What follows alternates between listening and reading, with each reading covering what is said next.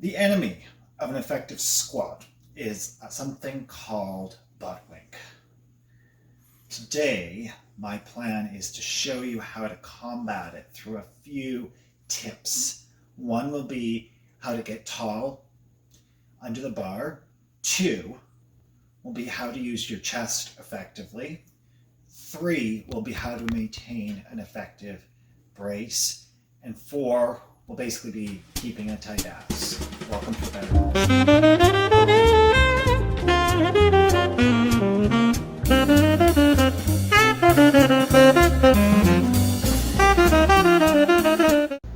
Okay, so what I'm going to show you is butt wink. I'll show it 3 reps with a back squat and 3 reps through a front squat.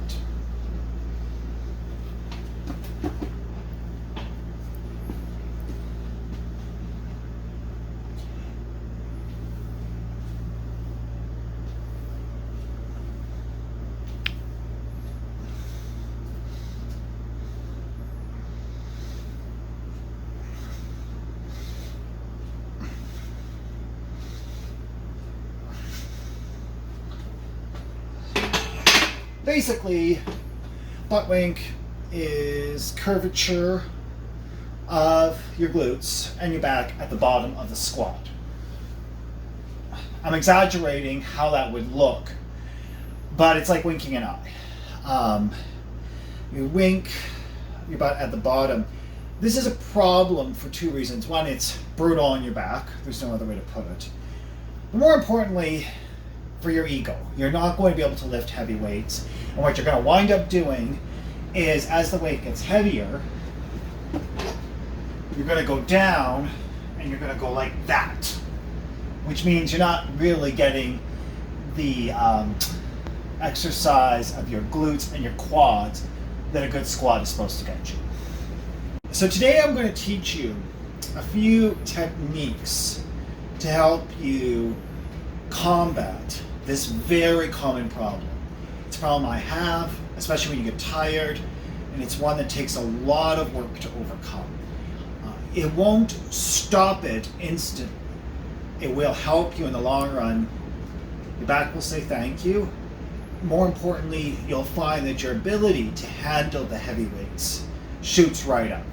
So pay close attention.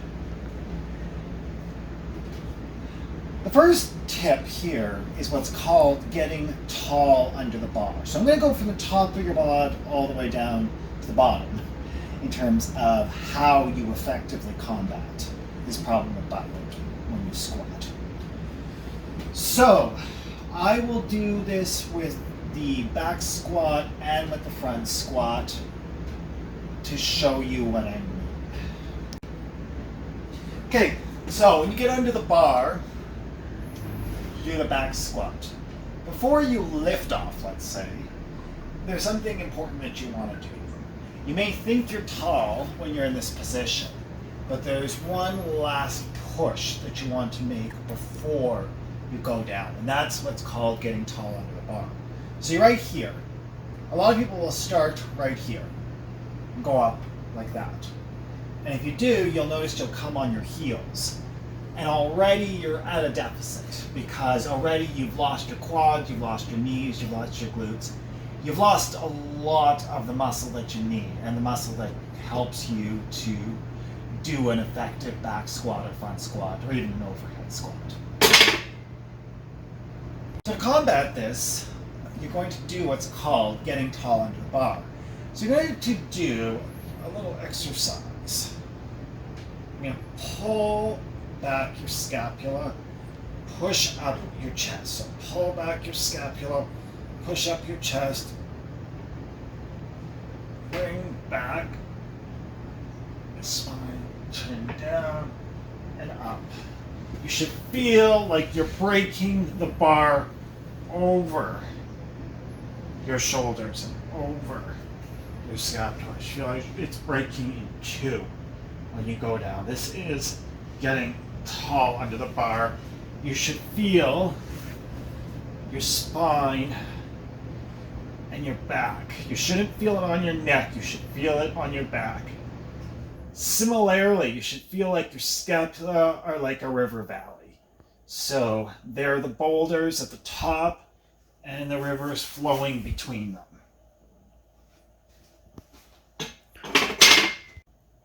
So I just showed you how to get tall under the bar. Just to review, you want to get under, you want to push up your chest, puff it, pull back your scapula. Sometimes this is known as flexing your armpits, pull back your lats. So you notice right here. Bring down your chin. You should feel your spine right about here. Like I said, think of the river valley or the shield if you're Canadian. Canadian shield with the highway underneath, and the highway goes between, but the shield is tall. And when you're like this should be the ideal position that you started. You should feel very tight. Your chest should feel like it's pushing out its skin. And your spine should feel quite tight. That's getting tall under the bar.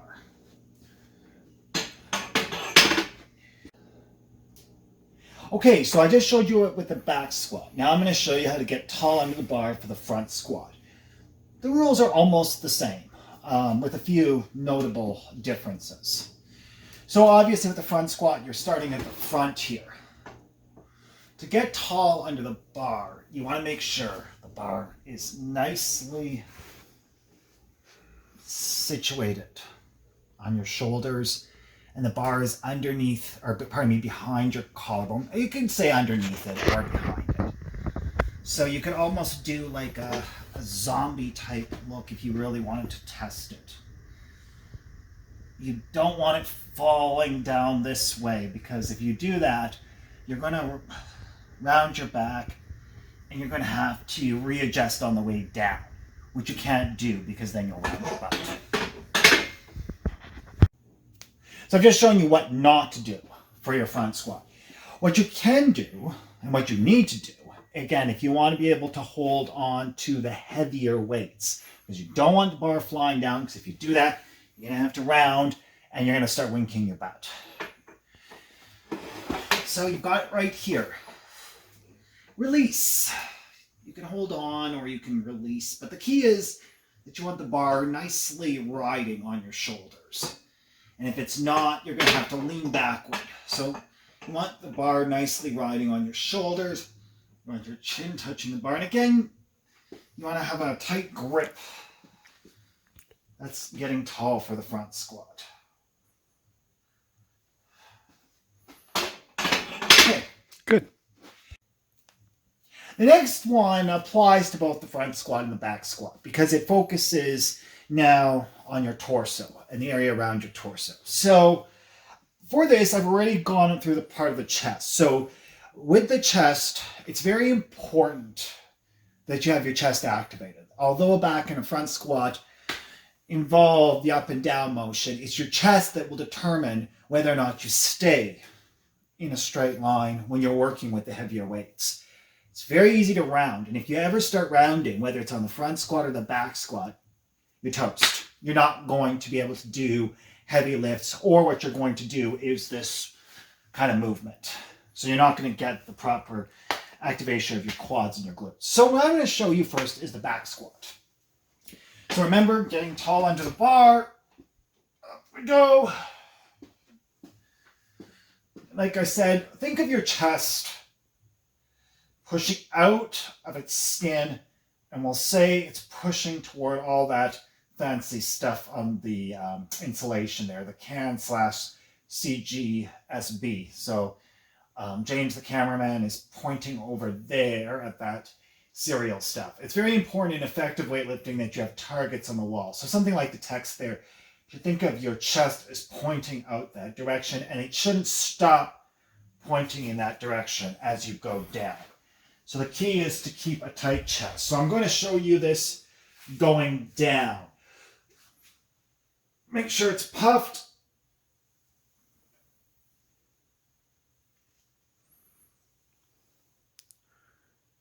Good. So there's my chest. It's nice and puffed. It's pointing against the wall there. You want to just think of it and visualize it in that direction.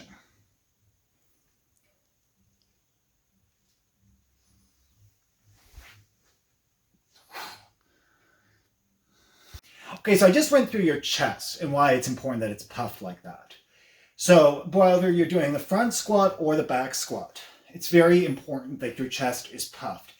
But your chest doesn't work alone in this. You also have your lats and you have your core. So this next one applies again to both front and back squat. I'm going to show it to you on the front squat and how it would look, but it pretty much looks the same on the back squat. The key with the bar is always think of yourself as breaking the bar in two. Always control it that way. Make sure you have enough force on it. So I've got the bar in place in this position. Chest is puffed. Now what you want to do is you want to breathe in to puff your chest, and then you want to breathe out. And you want to make sure that your core has a 360-degree brace. It should be a little bit tough to talk, but you should see it filling up. So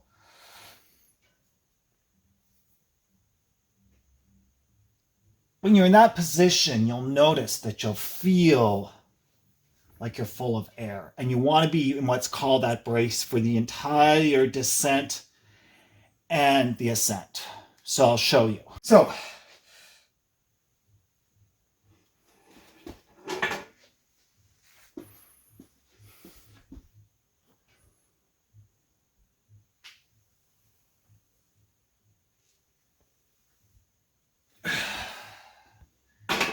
don't breathe out until you're at the top. Something you may want to do is speed squats. So if you want to make sure that your brace is in good shape, you can, and this time I'll show it to you with the back squat. You can get into position, get tall.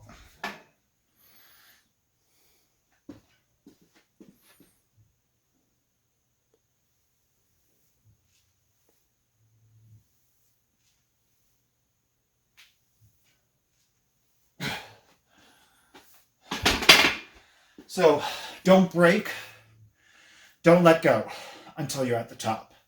By doing this, this helps to keep your chest puffed.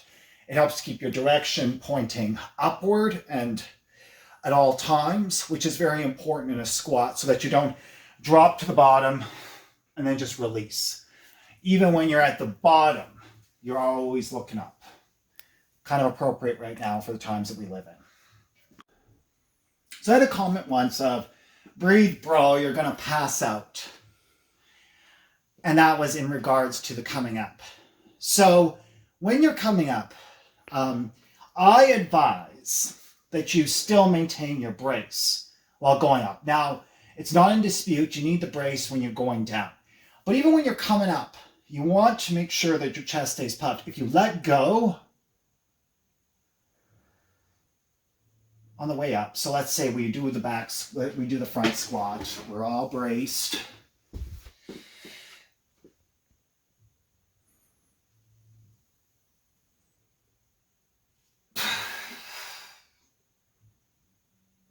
What you'll notice ever so slightly is that when you start doing that, you may start letting go. So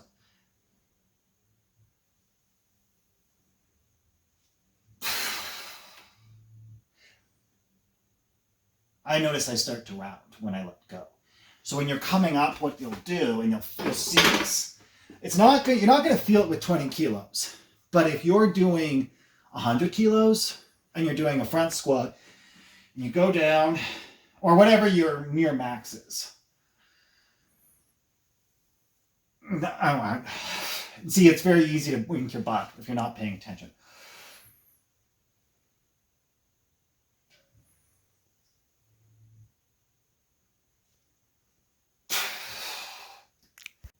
You just go like that. You'll start to round your back. And if you're in one of your top weights, you're nearing the top and you do that, you're going to put a lot of pressure on your back. You're going to push out your butt. You're not going to be able to finish strong. Similarly with the front squat, if you're starting to do that, you're starting to go forward. Back squat, you're starting to go forward.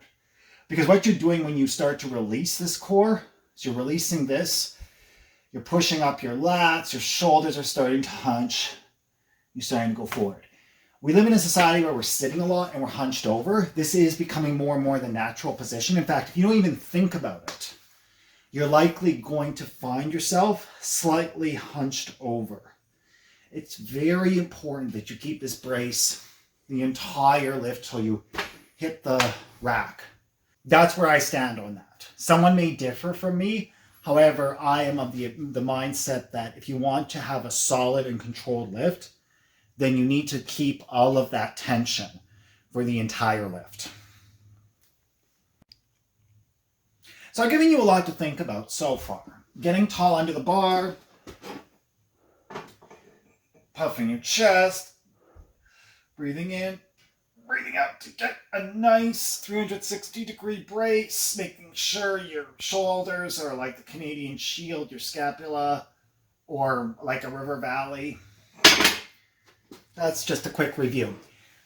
The next thing, and the final thing for your upper body, concerns your biceps and your elbows.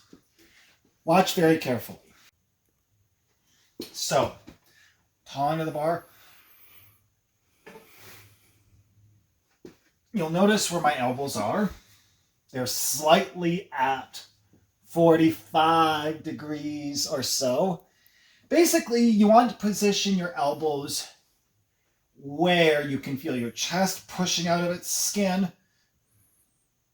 And you can feel your lats, you can feel your scapula forming that valley. If you have your elbows like this, it's very difficult to hold it. Whereas you have your elbows like this, everything nicely gets tight. Make sure,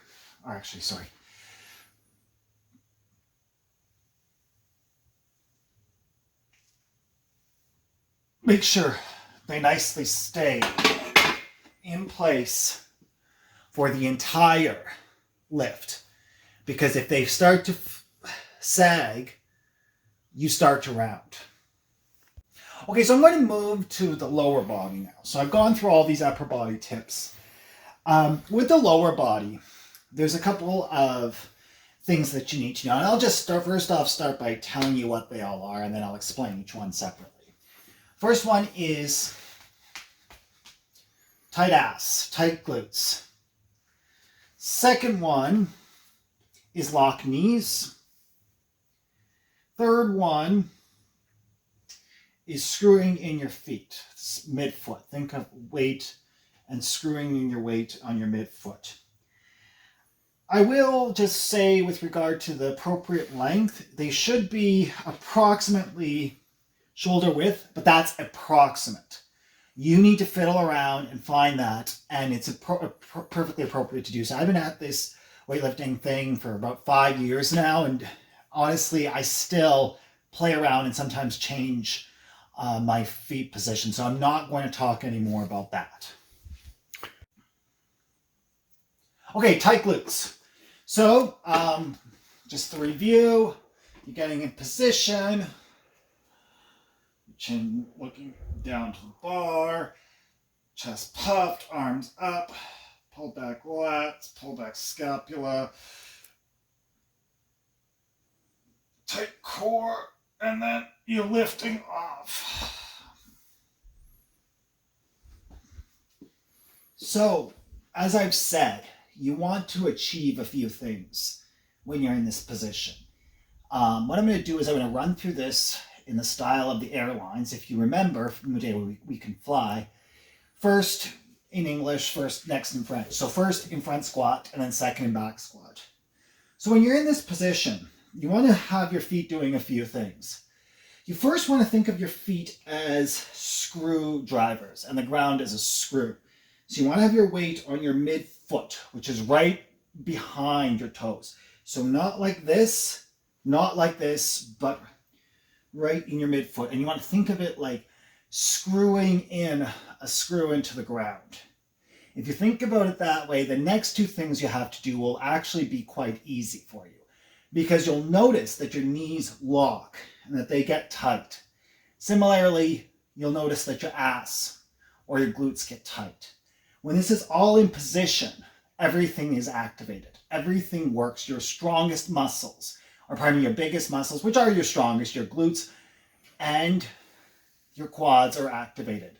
You'd be surprised at how many people do the squat without getting the full activation of their glutes and their quads.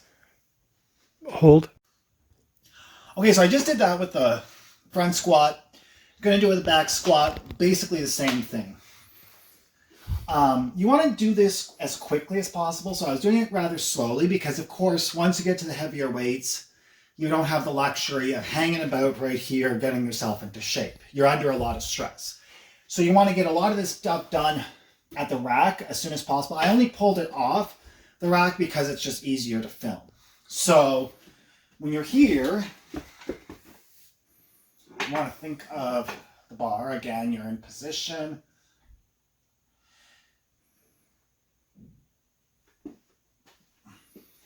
Screw your feet in. Tighten your knees. Squeeze your glutes. Your hips should feel locked. Your knees should feel locked. Your quads will feel tight. And remember, mid-foot for the screw, not toes over there, not back. If you're on the toes, you're going to find yourself going forward like this. If you're on the back, you're going to find yourself going forward like this. Either way, you're not going to be stable. You don't notice it with the light bar, but with the heavier weight, that'll control how you move, and likely you won't move very efficiently. Okay, so I started today with just one of the most common squat problems, and that is butt wink. And it's one that we all struggle with because the squat is an interesting beast. The exercise is one of the first ones that you learn in a gym, and it's one that you can go up very quickly on and achieve a lot of success in terms of weight. However, the squat can also be very tough on your back if you're not attentive to this problem of butt wink. Butt wink, again, just to remind you, happens when we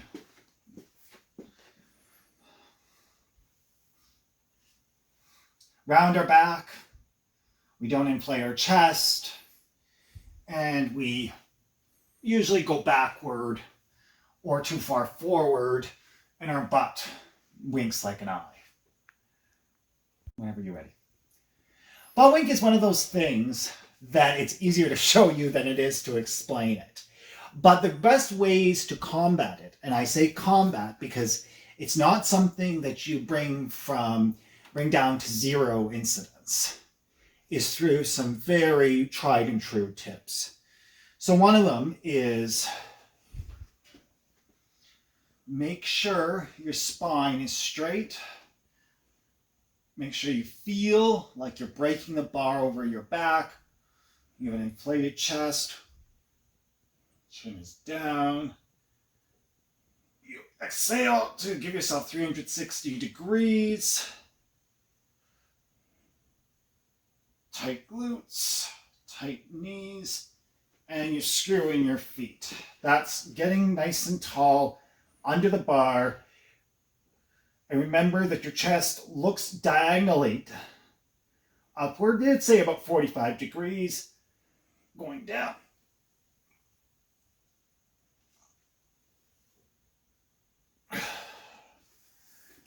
And that's a squat.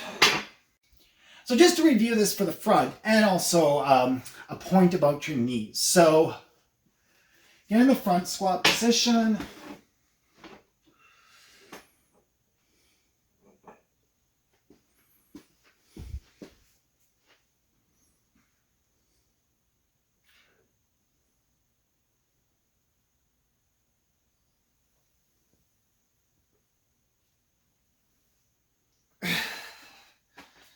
Okay, so with regard to your knees, don't worry about locking them. They'll unlock naturally. The big thing is to make sure you're on your midfoot, envisioning yourself screwing in your foot. Make sure your glutes are tight, and make sure your glutes stay tight all the way down. And make sure your chest is pointing out. Just with regard to your knees, make sure you start them out locked. Don't let them bend like this, because then you're not tall under the bar. You're starting to hunch under the bar. So if you don't lock your knees up, what you'll do is you'll go like this, and it'll be harder, not impossible, but it gets harder when the weight gets heavier. It'll be harder to get down. Like, and you see, I'm able to do it, but I'm not able to go very low, if you'll notice. As opposed to if they're locked, I can go much further versus if I start in this position, already I'm starting to round, I'm already starting to lose control. So just don't worry about locked or unlocked knees, but think instead about keeping them locked at the very top when you're getting taller.